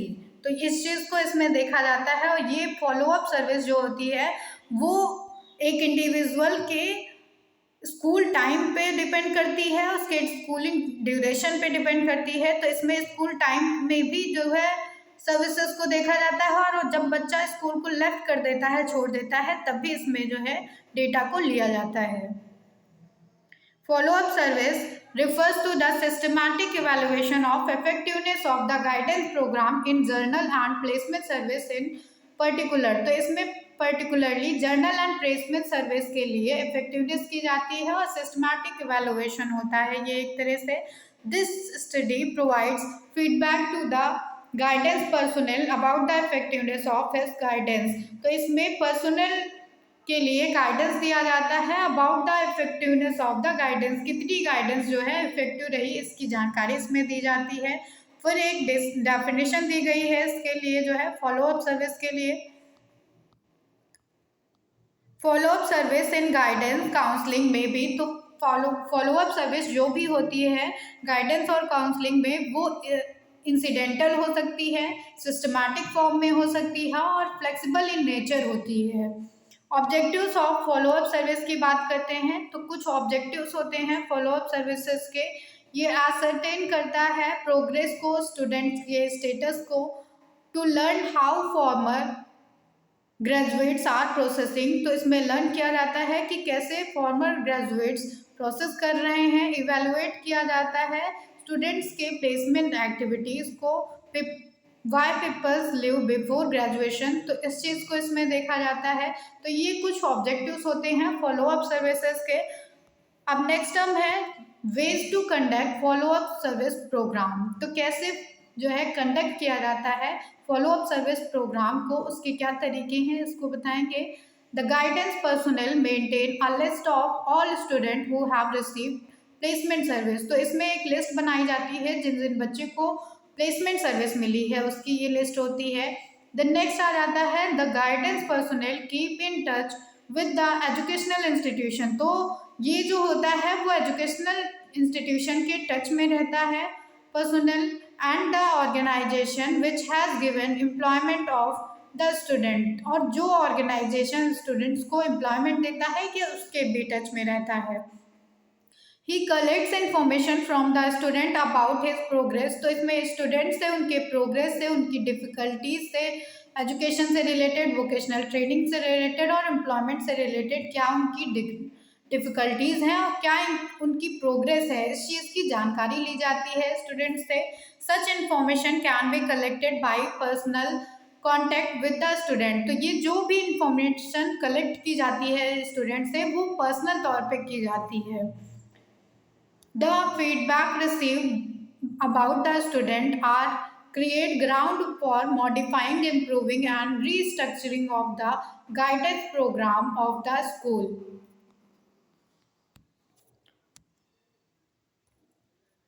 Tools used in follow up service, tools कुछ यूज़ किए जाते हैं फॉलोअप सर्विसेज के लिए। तो इसमें कंडक्टिंग सर्वेज होते हैं, यूज़ ऑफ टेलीफोन होता है, and the use of follow up letters. तो फॉलोअप लेटर्स का भी यूज़ किया जाता है। ये कुछ टूल्स हैं फॉलोअप सर्विसेज के लिए। अब नेक्स्ट हम देखेंगे इम्पोर्टेंस ऑफ फॉलोअप सर्विस। तो क्या इम्पोर्टेंस है फॉलोअप सर्विस की, इसकी बात करते हैं। It ensures personal contact and correspondence with the student when they leave the school। तो जब बच्चे स्टूडेंट्स जब जो है एजुकेशनल इंस्टीट्यूशन को छोड़ चुके हैं होते हैं, तब इसमें कांटेक्ट किया जाता है और करस्पॉन्डेंस किया जाता है उन स्टूडेंट्स के साथ में। वो पर्सनल होता है एक तरह से। It helps to keep the contact with the employer and heads of the other institutions. तो ये हेल्प करता है एम्प्लॉयर्स और हेड्स के साथ में कांटेक्ट करने के लिए। It helps to collect information about the student during the post placement period. तो इसमें कलेक्ट की जाती है इंफॉर्मेशन स्टूडेंट से जब उनका प्लेसमेंट हो जाता है तब। तो ये कुछ इम्पोर्टेंस है फॉलोअप सर्विस के। अब इसमें नेक्स्ट अब आ जाता है गाइडेंस प्रोग्राम का। तो मीनिंग ऑफ गाइडेंस प्रोग्राम देख लेते हैं। A good guidance programme is one of the essential of a good school. एक अच्छे स्कूल के लिए अच्छे गाइडेंस प्रोग्राम की बहुत आवश्यकता होती है। If it is to make the impact of self felt in the growth and development of the child and improve the quantity and quality of the educational program। तो ये इम्प्रूव करता है हर एक इंडिविजुअल को, उनके ग्रोथ एंड डेवलपमेंट को, चाहे वो क्वालिटेटिव बेसिस पे हो या क्वांटिटेटिव बेसिस पे हो। किसी भी एजुकेशनल प्रोग्राम में ये हेल्पफुल रहता है guidance programme. The nature and size of the administrative setup also will vary with the size of the school, because the guidance program offered will depend upon the number of employees, educational offering and facilities provided। तो हर एक educational institution का अलग guidance programme होता है, क्योंकि हर जो educational institution होगा वो डिफ़र होता है दूसरे एजुकेशनल इंस्टीट्यूशन से। उसमें नंबर ऑफ़ एम्प्लॉयज़ डिफरेंट होंगे, एजुकेशनल ऑफरिंग डिफरेंट होगी और फैसिलिटीज़ डिफरेंट होंगी। तो हर एक जो है एजुकेशनल इंस्टीट्यूशन का एक अलग गाइडेंस प्रोग्राम रहता है। अब गाइडेंस प्रोग्राम के लिए कुछ इसमें डेफिनेशन दे रखी है। तो ये कुछ डेफिनेशन बताई गई हैं अकॉर्डिंग टू श्रीवास्तव। तो इसमें डेफिनेशन बताई गई है, any service as comprehensive as guidance must be carefully planned. तो एक सर्विस को केयरफुली प्लान्ड किया जाना चाहिए if it is to meet the desired goal. अगर आप किसी भी डिज़ायर्ड गोल को पाना चाहते हैं तो when the program is well organized, जब एक प्रोग्राम पूरी तरह से ऑर्गेनाइज रहता है, there is no doubt that all involved will participate to fulfill the extent। तो इसमें कोई भी डाउट नहीं रहता है कि वह गोल्स को अचीव कर लेगा। A comprehensive school program guidance programme target for 4 main areas. तो एक कॉम्प्रहेंसिव गाइडेंस प्रोग्राम जो होता है वो 4 एरियाज को टारगेट करता है। Academic area, career area, personal and social area and community involvement. Objectives of guidance program की बात करेंगे तो इसका ऑब्जेक्टिव होता है to provide for the realization of student potentialities. तो इसमें रियलाइजेशन किया जाता है स्टूडेंट के पोटेंशियलिटीज़ का। To help children with developing problem. तो इसमें स्टूडेंट की प्रॉब्लम से डील किया जाता है, जो भी उसे प्रॉब्लम आती है उसके लिए उसको हेल्प प्रोवाइड की जाती है। To contribute to the development of the school's curriculum. इसमें जो है स्कूल्स के करिकुलम का डेवलपमेंट किया जाता है, उसमें कंट्रीब्यूशन दिया जाता है। To provide teacher with technical assistance. Teachers को भी हेल्प की जाती है, टेक्निकल असिस्टेंस उन्हें प्रोवाइड किया जाता है इसमें गाइडेंस प्रोग्राम के through. To contribute to mutual adjustment of student and the school. तो इसमें गाइडेंस प्रोग्राम हेल्पफुल रहता है कंट्रीब्यूशन के लिए कि उसमें म्यूचुअल एडजस्टमेंट किया जाए स्टूडेंट्स और स्कूल्स के बीच में। बेनिफिट्स ऑफ गाइडेंस प्रोग्राम की बात करेंगे तो इसमें स्टूडेंट्स के लिए कुछ बेनिफिट रहते हैं गाइडेंस प्रोग्राम के। तो ये टॉट करता है स्किल्स को, लाइफ टाइम लर्निंग को फैसिलिटेट करता है, स्टूडेंट करियर एक्सप्लोरेशन में हेल्प मिलती है, प्लानिंग में हेल्प मिलती है। फिर इसके कुछ बेनिफिट्स रहते हैं पेरेंट्स के लिए, their children are prepared for the challenges of the future. तो उनके बच्चों को प्रिपेयर किया जाता है फ्यूचर चैलेंजेस को। इसमें their childrens academic are tried to the next step, there are increase opportunity for parents and school interaction, parents access to school and community is facilitated।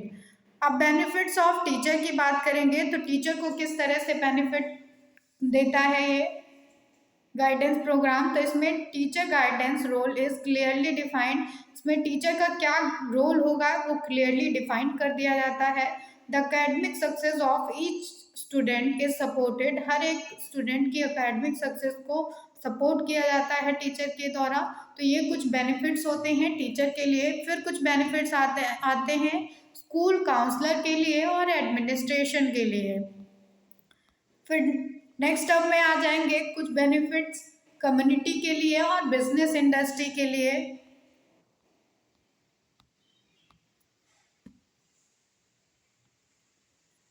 अब बात करेंगे organization of guidance programme at secondary level. तो किस तरह से guidance programme का organisation किया जाता है सेकेंडरी लेवल पे, इसको देखेंगे।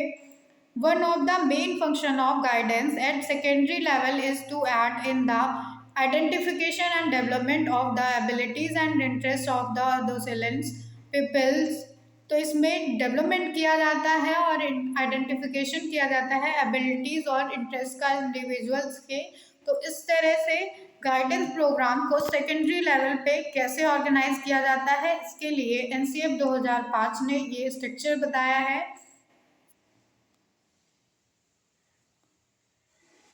तो इसमें सबसे पहले सुप्रिटेंडेंट ऑफ सिटी स्कूल्स आ जाते हैं, फिर उसके बाद में आ जाएंगे assistant superintendent of city schools जो प्रोवाइड करेंगे गाइडेंस पर्सनल डिवीज़न करेंगे और वो प्रिंसिपल से रिलेटेड होगा। फिर असिस्टेंट प्रिंसिपल आ जाएगा इसमें, और इसमें गाइडेंस का कोऑर्डिनेटर आ जाता है उसी के साथ साथ। अब ये सारे गाइडेंस कोऑर्डिनेटर जो होगा वो कंसल्टेंट की तरह से यहाँ पे काम करेगा। कंसल्टेंट में डॉक्टर आ जाएंगे, डेंटिस्ट आ जाएंगे, नर्स डिपार्टमेंट हेड आ जाएंगे, लाइब्रेरियन आ जाएंगे, कोच आ जाएंगे, और इसी के साथ साथ में ये करिकुलम एक्टिविटीज़ चलती रहेंगी। Head master, assistant head master, guidance coordinator, assistant guidance को काउंसलर और वोकेशनल काउंसलर के द्वारा। फिर इसमें आ जाएगा होम रूम टीचर्स और सब्जेक्ट टीचर्स, फिर आ जाएगा स्टूडेंट्स के बारे में।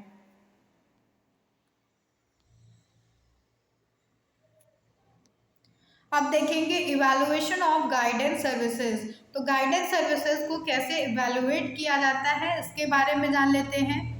तो इसके लिए एक डेफिनेशन दी गई है अकॉर्डिंग टू गुड्स। उन्होंने बताया है evaluation is the process of ascertaining और जजिंग द वैल्यू। तो इवैल्यूएशन एक ऐसा प्रोसेस होता है जिसमें एसर्टेन किया जाता है या जज किया जाता है किसी वैल्यू को या amount of something bye careful appraisal.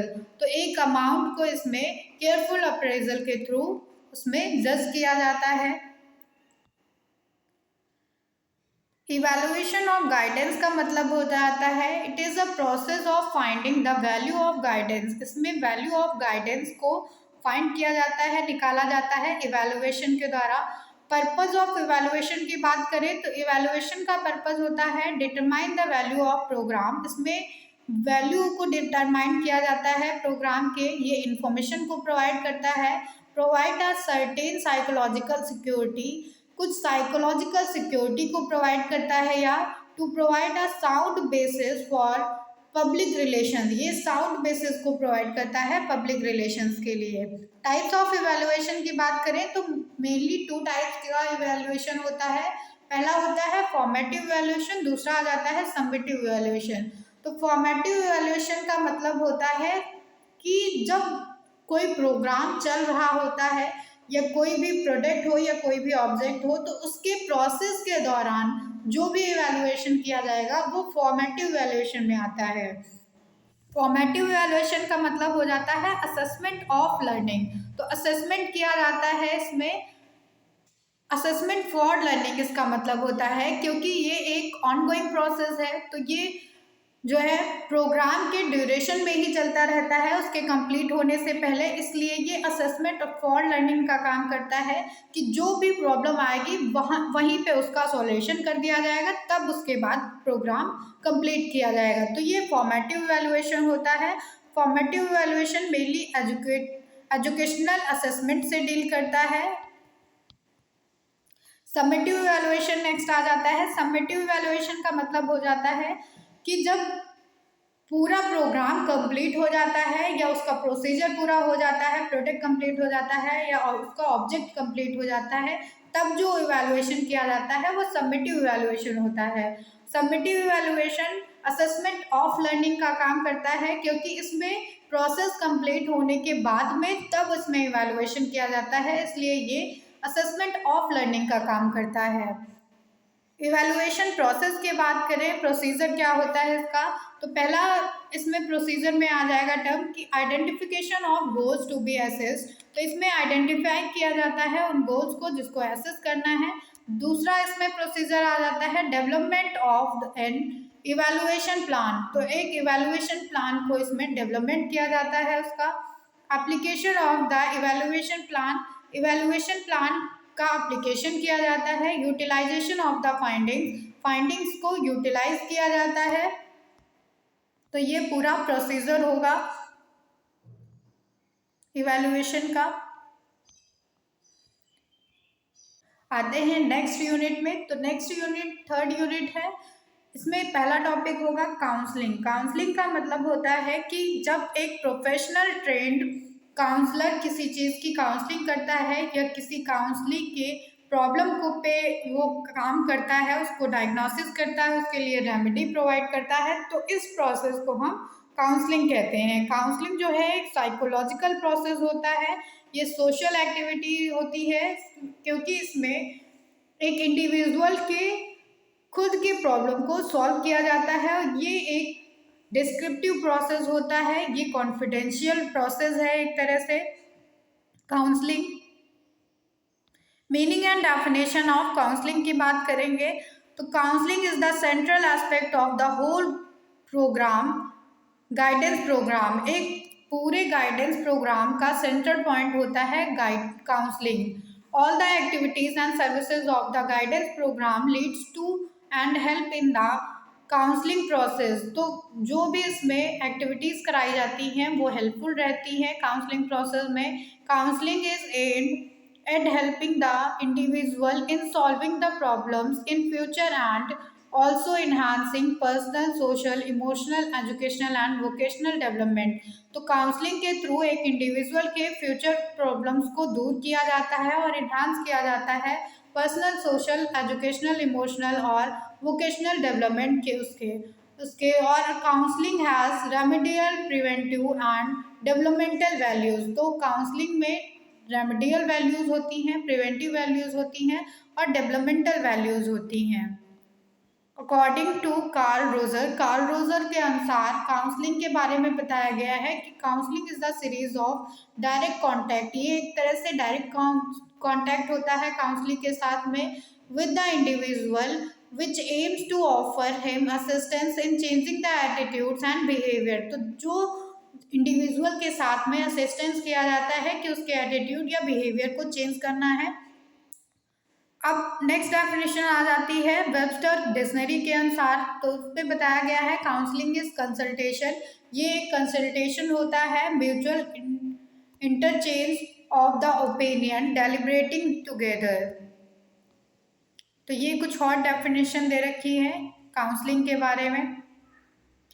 Nature and characteristics of counselling की बात करेंगे तो काउंसलिंग इज वेलनेस। काउंसलिंग एक वेलनेस का प्रोग्राम होता है। Counselling is conducted with persons.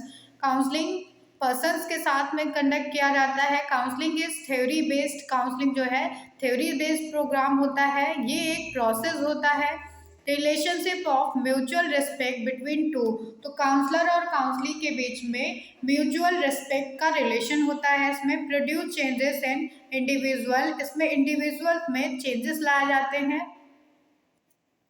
Principles and procedure of counselling की बात करेंगे तो प्रिंसिपल ऑफ काउंसलिंग में मैकडेनियल और साफ्टेल ने बताया है। पहला प्रिंसिपल है प्रिंसिपल ऑफ एक्सेप्टेंस, तो इसमें जो है मंजूरी का नियम आ जाता है, सिद्धांत आ जाता है कि एक जो है काउंसलर को अपने काउंसलिंग के प्रॉब्लम को और काउंसलर को पूरी तरह से एक्सेप्ट करना चाहिए। प्रिंसिपल ऑफ परमिसिवनेस आ जाता है नेक्स्ट प्रिंसिपल। फिर इसके बाद नेक्स्ट प्रिंसिपल आता है principle of respect for individual, तो एक इंडिविजुअल के लिए रिस्पेक्ट होनी चाहिए काउंसलर के प्रोसेस में, काउंसलिंग के प्रोसेस में, काउंसलर के साथ में। फिर आ जाता है next principle principle of taking with individual, तो इंडिविजुअल के साथ में थिंकिंग होनी चाहिए, तो काउंसलर और काउंसली को साथ में विचार करने चाहिए, साथ में थिंकिंग करनी चाहिए। प्रिंसिपल ऑफ लर्निंग पे बेस्ड होना चाहिए। Principle of consistency with ideals of democracy. Process of counselling, तो प्रोसेस ऑफ काउंसलिंग में कौन कौन सा टर्म आ जाता है। रेडीनेस होनी चाहिए काउंसलिंग के लिए, काउंटर विल होनी चाहिए, केस स्टडी होनी चाहिए, रैपो होनी चाहिए और ट्रांसपेरेंस होना चाहिए। टाइप्स ऑफ काउंसलिंग की बात करेंगे। टाइप्स ऑफ काउंसलिंग का मतलब है कि कितने टाइप्स की काउंसलिंग होती है, तो काउंसलिंग मेनली 3 टाइप्स की होती है। पहली आ जाती है डायरेक्टिव काउंसलिंग जिसको विलियमसन ने दिया है, दूसरी आ जाती है नॉन डायरेक्टिव काउंसलिंग जिसको कार्ल रोजर्स ने दिया है, और तीसरी आ जाती है इक्लेक्टिक काउंसलिंग जिसको बोर्डिन ने दिया है। तो ये 3 तरह की काउंसलिंग होती है। डायरेक्टिव काउंसलिंग का मतलब हो जाता है कि जहाँ पे कोई डायरेक्शन दी जाएगी तो उसको डायरेक्टिव काउंसलिंग में रखेंगे। जहाँ पे आपको किसी भी तरह का गाइडेंस प्रोवाइड किया जाएगा या किसी भी तरह के निर्देश दिए जाएंगे तो वो गाइडेंस काउंसलिंग डायरेक्टिव काउंसलिंग में आ जाएगा। Directive counselling is the process of listening to a member's problem, deciding with the member, तो इसमें प्रॉब्लम्स को देखा जाता है और उसमें इंडिविजुअल के साथ में उस प्रॉब्लम को डिसाइड किया जाता है, then encouraging and motivating the person to do it. ये E.Z. विलियमसन ने डायरेक्टिव काउंसलिंग को प्रपोज किया था। डायरेक्टिव काउंसलिंग एक ऐसी काउंसलिंग है जो काउंसलर सेंटर होती है। डायरेक्टिव काउंसलिंग में काउंसलर सेंटर में होगा, जो काउंसलर कहेगा वही चीज़ होगी। इसमें काउंसलर काउंसलिंग की प्रॉब्लम को फोकस ही नहीं करता है पूरी तरह से, क्योंकि ये काउंसलर सेंटर काउंसलिंग नहीं होती है, काउंसलिंग नहीं है, क्योंकि इसमें काउंसलर ही सेंटर में रहता है, इसलिए जो काउंसलर करता है वही काउंसलिंग करता है इसमें। अब कुछ कैरेक्टरिस्टिक्स बताई गई हैं डायरेक्टिव काउंसलिंग की, फिर कुछ ऑब्जेक्टिव्स हैं डायरेक्टिव काउंसलिंग के। तो डायरेक्टिव काउंसलिंग के ऑब्जेक्टिव हो जाते हैं कि यह इंडिविजुअल प्रॉब्लम को सॉल्व करता है, solve individual student problem friendly, students की प्रॉब्लम को इसमें फ्रेंडली सॉल्व किया जाता है। प्रिडिक्ट प्रॉब्लम को प्रिडिक्शन किया जाता है। सजेस्ट अबाउट प्रॉब्लम सॉल्विंग के लिए सजेशन दिया जाता है इंडिविजुअल को। अजम्पशंस ऑफ डायरेक्टिव काउंसलिंग की बात करेंगे तो क्या अजम्पशंस हैं डायरेक्टिव काउंसलिंग के लिए। कॉम्पिटेंसी इन गिविंग एडवाइस, तो इसमें कॉम्पिटेंसी होती है एडवाइस के लिए। Counselling as an intellectual process होता है काउंसलिंग का। Counselling objectives as problem solving situation, तो काउंसलिंग ऑब्जेक्टिव्स प्रोवाइड किए जाते हैं प्रॉब्लम सॉल्विंग सिचुएशन के लिए। Client's incapability of solving the process. Steps of counselling directive counselling की बात करेंगे तो स्टेप्स ऑफ डायरेक्टिव काउंसलिंग में पहला आ जाता है एनालिसिस, देन सिंथेसिस किया जाता है, डायग्नोसिस किया जाता है, प्रेग्नोसिस की जाती है और फिर काउंसलिंग प्रोवाइड की जाती है। उसके बाद फॉलो अप सर्विस की जाती है। एडवांटेजेस ऑफ डायरेक्टिव काउंसलिंग, तो डायरेक्टिव काउंसलिंग के कुछ एडवांटेजेस दे रखे हैं कि ये टाइम सेविंग प्रोसेस होता है, इकोनॉमिकल इन नेचर है, गिव्स हैप्पीनेस टू काउंसली को इसमें हैप्पीनेस प्रोवाइड की जाती है, तो ये कुछ इसके एडवांटेजेस हैं। फिर कुछ लिमिटेशंस आ जाती हैं डायरेक्टिव काउंसलिंग की। अब नेक्स्ट टर्म है नॉन डायरेक्टिव काउंसलिंग का। नॉन डायरेक्टिव काउंसलिंग से मतलब होता है कि ये एक ऐसी काउंसलिंग है जिसमें काउंसलिंग सेंटर में रहता है और इसमें काउंसलिंग को ही उसकी काउंसलर के द्वारा उसकी बातचीत से या उसके साथ में कोऑपरेशन करके बात करके तब काउंसलिंग के द्वारा ही इसमें प्रॉब्लम का सॉल्यूशन निकलवाया जाता है। और ये जो है प्रपोज किया गया था, ये जो नॉन डायरेक्टिव काउंसलिंग है इसको प्रपोज किया गया था कार्ल आर रोजर्स के द्वारा। इन्होंने अपने व्यू दिए थे इसमें सबसे पहले। नॉन डायरेक्टिव काउंसलिंग पूरी तरह से काउंसलिंग पे ही डिपेंड करती है और इसमें जो है काउंसलिंग के द्वारा ही डिसीजन लिया जाता है अपनी प्रॉब्लम पर। ये कुछ एडवांटेजेस हैं नॉन डायरेक्टिव काउंसलिंग के बारे में। तो इसमें फ्रीडम रहती है इंडिविजुअल को, वह मूव कर पाता है, अपने एक्सेप्टेंस कर पाता है अपनी फीलिंग्स का। ये कुछ लिमिटेशंस हैं नॉन डायरेक्टिव काउंसलिंग के बारे में कि ये टाइम कंज्यूमिंग प्रोसेस होता है क्योंकि इसमें काउंसलिंग को ही अपनी प्रॉब्लम को सॉल्व करना होता है।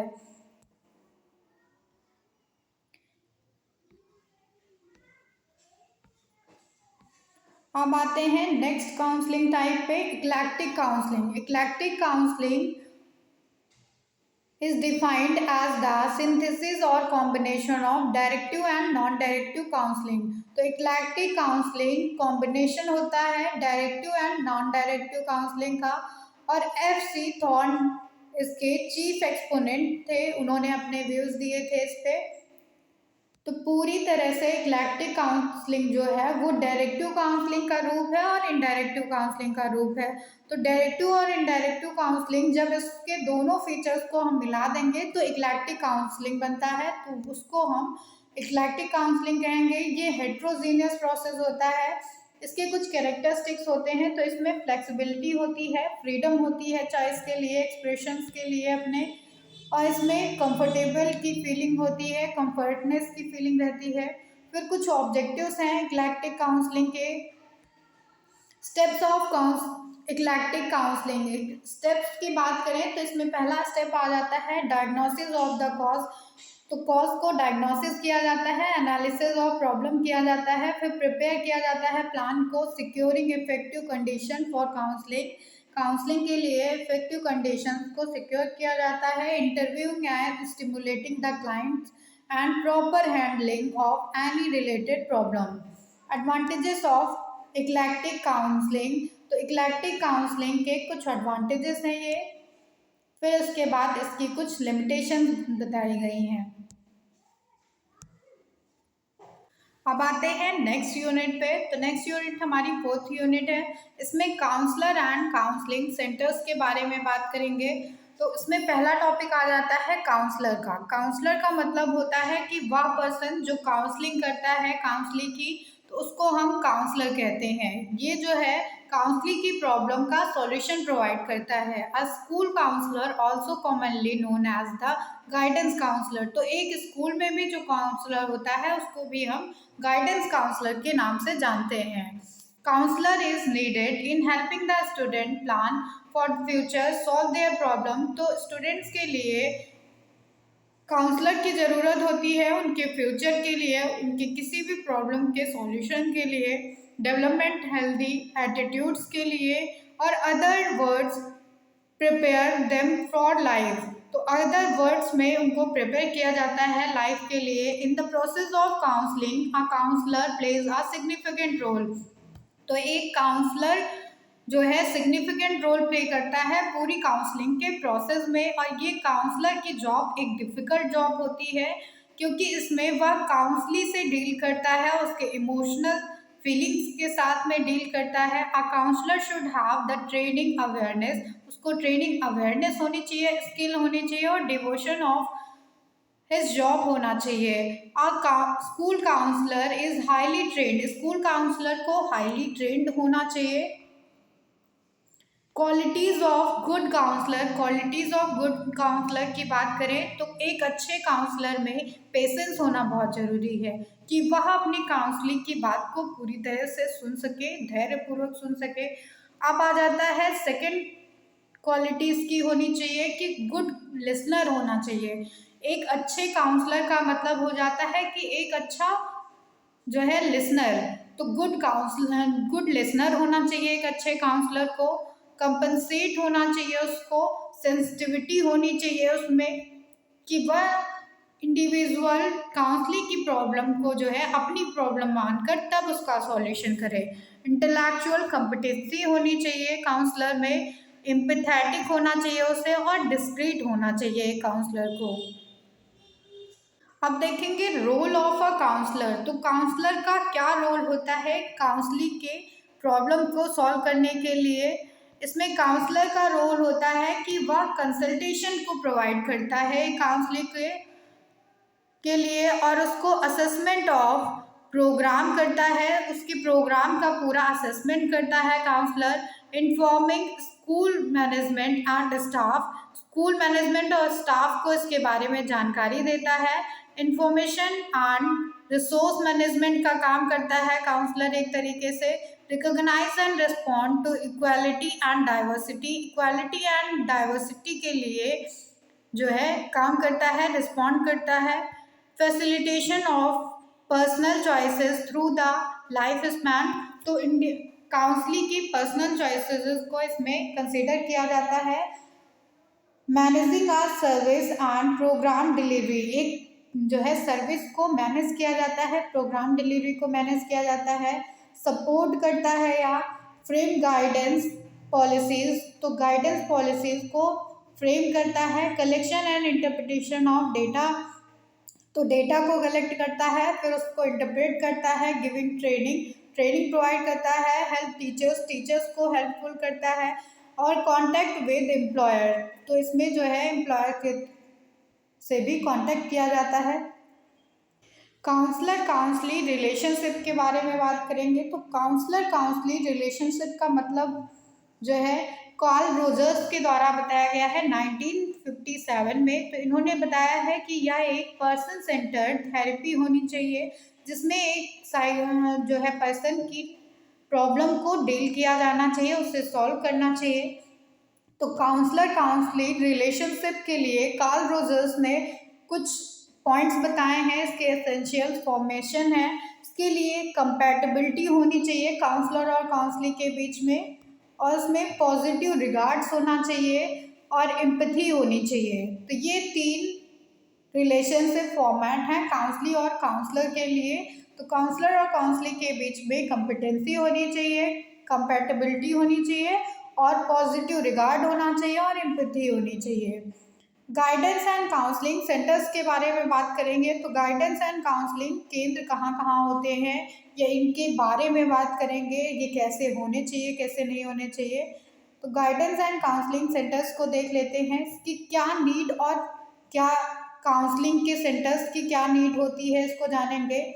तो गाइडेंस एंड काउंसलिंग सेंटर्स क्या होते हैं पहले ये देख लेते हैं। देयर आर मैनी स्टूडेंट्स और youth especially in the rural areas who are not able to utilize the opportunities in the government or private sector, and some of them pursuing careers which they are not passionate about। तो ऐसे कोई कई सारे rural areas होते हैं जहां लोग opportunities का यूज़ नहीं कर पाते हैं, प्राइवेट सेक्टर्स का यूज़ नहीं कर पाते हैं।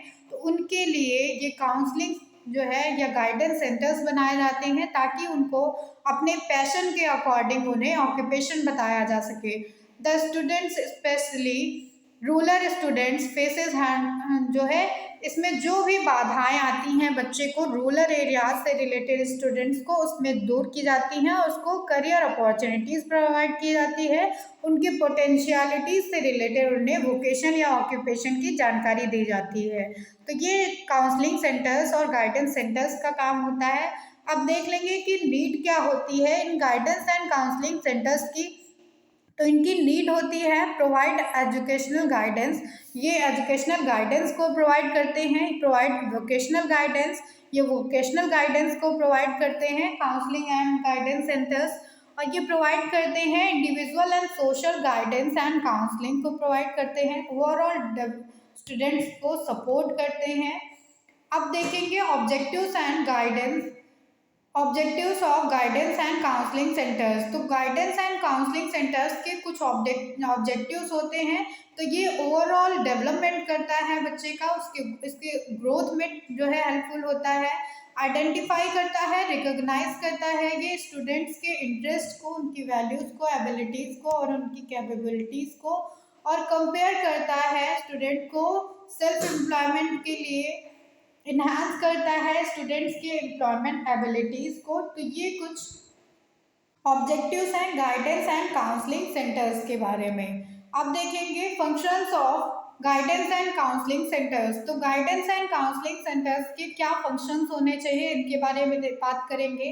To organize peer support training programme. तो गाइडेंस एंड काउंसलिंग सेंटर्स को का फंक्शन होता है कि इसे ऑर्गेनाइज कराना चाहिए पीयर सपोर्ट ट्रेनिंग प्रोग्राम्स को।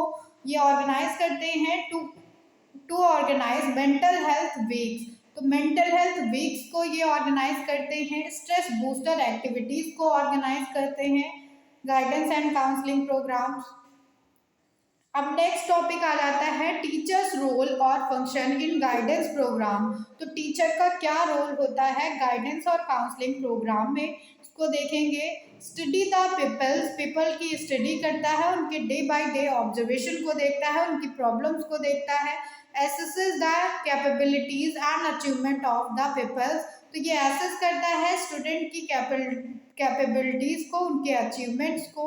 Sending information to the principal और एंड पेरेंट्स। तो ये इंफॉर्मेशन प्रोवाइड करता है प्रिंसिपल और पेरेंट्स को।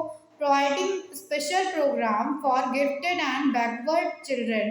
तो स्पेशल प्रोग्राम प्रोवाइड करता है ये गिफ्टेड और बैकवर्ड स्टूडेंट्स को। और helping the peoples to solve their problems. तो स्टूडेंट्स को हेल्प प्रोवाइड करता है कि वह अपनी प्रॉब्लम्स को सॉल्व कर पाएँ। उन्हें ऑक्यूपेशनल सिक्योरिटी दी जाती है इसके थ्रू। तो ये कुछ काम होते हैं टीचर्स के, कुछ रोल हैं। Tools and techniques of guidance and counselling. Counselling और गाइडेंस के लिए कुछ टूल्स और कुछ टेक्निक्स की ज़रूरत होती है। तो इन टूल्स और टेक्निक्स में दो पार्ट आ जाते हैं। पहला है स्टैंडर्डाइज्ड टेस्ट। स्टैंडर्डाइज्ड टेस्ट का मतलब हो जाता है अचीवमेंट टेस्ट इसमें आता है, एप्टीट्यूड टेस्ट आ जाता है, साइकोलॉजिकल टेस्ट आते हैं, पर्सनालिटी टेस्ट इसमें आ जाते हैं और इन्वेंट्री टेस्ट आते हैं। नॉन स्टैंडर्डाइज्ड टेस्ट का मतलब है कि वह सारे टेस्ट जिसके लिए किसी नॉर्म की ज़रूरत नहीं है। तो इसमें इंटरव्यू आ जाएगा, ऑब्जर्वेशन आ जाएगा, केस स्टडी आ जाएगा, क्यूमुलेटिव रिकॉर्ड आ जाएगा, सोशियोमेट्रिक टेक्निक आ जाता है, क्वेश्चनेयर आ जाता है, रेटिंग स्केल आएगा, एनेक्डोटल रिकॉर्ड्स आते हैं और ऑटोबायोग्राफी आ जाता है इसमें। तो स्टैंडर्डाइज्ड टेस्ट वो टेस्ट होते हैं जिनके लिए एक प्रॉपर स्टैंडर्ड की ज़रूरत होती है। तो वो स्टैंडर्ड जब अचीव कर लिया जाएगा तभी वह टेस्ट जो है वैलिड माना जाता है। तो ये स्टैंडर्डाइज्ड टेस्ट आ जाते हैं। स्टैंडर्डाइज्ड टेस्ट में कई तरीके के टेस्ट होते हैं। इसमें अचीवमेंट टेस्ट होता है। तो इसके लिए अचीवमेंट टेस्ट में एक प्रॉपर स्टैंडर्ड होता है तो उसको अचीव करना कंपलसरी रहता है। इसके लिए कुछ टाइप्स आ जाते हैं अचीवमेंट टेस्ट के। इसमें पहला आ जाता है सर्वे और जर्नल अचीवमेंट टेस्ट, दूसरा है डायग्नोस्टिक टेस्ट, तीसरा है इसमें कॉम्पिटेंसी टेस्ट। फिर दूसरा टाइप आ जाता है स्टैंडर्डाइज्ड टेस्ट में एप्टीट्यूड टेस्ट। एप्टीट्यूड टेस्ट कई तरीके के होते हैं तो इसमें भी एक स्टैंडर्डाइज फॉर्मेट रहता है इस टेस्ट के लिए भी। फिर तीसरे नंबर पे आ जाते हैं psychological test. Psychological test IQ से रिलेटेड होते हैं। इनकी आईक्यू को टेस्ट किया जाता है इसमें। मेंटल इमोशनल डेवलपमेंट और सोशल कैरेक्टरिस्टिक्स को इसमें एसेस किया जाता है इंडिविजुअल के। फिर पर्सनालिटी टेस्ट आ जाते हैं। तो पर्सनालिटी टेस्ट भी स्पेशल प्लेसमेंट ऑफ स्टूडेंट से डील करते हैं, उनकी लर्निंग प्रॉब्लम से डील करते हैं। इसके लिए भी स्टैंडर्ड्स डिसाइड होते हैं। और लास्ट आ जाते हैं इसमें इन्वेंट्री टेस्ट। तो इन्वेंट्री टेस्ट भी इम्पॉर्टेंट होते हैं और ये जो है मास्टरी लेवल से रिलेटेड होते हैं। अब नॉन स्टैंडर्डाइज टेस्ट आते हैं। नॉन स्टैंडर्डाइज टेस्ट का मतलब होता है कि वह टेस्ट जिनके लिए किसी भी नॉर्म या स्टैंडर्ड की ज़रूरत नहीं होती है तो उनको हम नॉन स्टैंडर्डाइज टेस्ट के नाम से जानते हैं। इसमें पहला टेस्ट आ जाता है इंटरव्यू का, दूसरा है ऑब्जर्वेशन का, तीसरा है केस स्टडी का, चौथा है क्यूमुलेटिव रिकॉर्ड। फिर आ जाता है sociometric technique, questionnaire, rating scales, anecdotal records and last one is autobiography. तो इसके लिए कुछ मेरिट्स होती हैं नॉन स्टैंडर्डाइज टेस्ट की और कुछ डिमेरिट्स हैं नॉन स्टैंडर्डाइज टेस्ट की, तो वो इस तरह से दी गई हैं। तो नॉन स्टैंडर्डाइज टेस्ट में इंटरव्यू का मतलब है कि जब हम किसी एक इंडिविजुअल से उससे अपनी स्पेसिफिक इंफॉर्मेशन को लेते हैं तो उसको इंटरव्यू कहा जाता है। ये उसकी पर्सनल जो है इंफॉर्मेशन हो सकती है या सोशल इंफॉर्मेशन हो सकती है। फिर ऑब्जर्वेशन आ जाता है, तो ऑब्जर्वेशन का मतलब है कि जब हम क्लास को या किसी इंडिविजुअल को ऑब्जर्व करते हैं, चाहे वो कंट्रोल्ड सिचुएशन हो, स्ट्रक्चर्ड सिचुएशन हो, या पार्टिसिपेशन हो, या नॉन पार्टिसिपेशन हो, अनकंट्रोल्ड हो, तो कोई भी सिचुएशन हो, जब हम किसी इंडिविजुअल को या ग्रुप को ऑब्जर्व करते हैं तो वो ऑब्जर्वेशन में आ जाता है। फिर केस स्टडी का मतलब है कि केस स्टडी किसी पर्टिकुलर केस से रिलेटेड होगी, पर्टिकुलर पर्सन से रिलेटेड हो जाती है। क्यूमुलेटिव रिकॉर्ड्स आ जाएंगे। फिर सोशियोमेट्रिक टेक्निक आती है। सोशियोमेट्रिक टेक्निक का मतलब है कि जब हम सोशल रिलेशंस को देखते हैं, उनमें देखते हैं कि एक व्यक्ति का दूसरे व्यक्ति से कैसा संबंध है, one individual is how related to another individual, तो उसको हम सोशल जो है सोशल रिलेशंस कहते हैं। ये सोशियोमेट्रिक टेक्निक्स में आ जाता है और इसमें हम कोऑर्डिनेशन देखते हैं, कोऑपरेशन देखते हैं, फ्रेंडशिप देखते हैं और रिजेक्शन देखते हैं एक इंडिविजुअल से दूसरे इंडिविजुअल में। क्वेश्चनियर टेक्निक्स वो होती है जिसमें क्वेश्चंस के फॉर्म में आंसर्स लिए जाते हैं, तो उसको क्वेश्चनियर कहा जाएगा।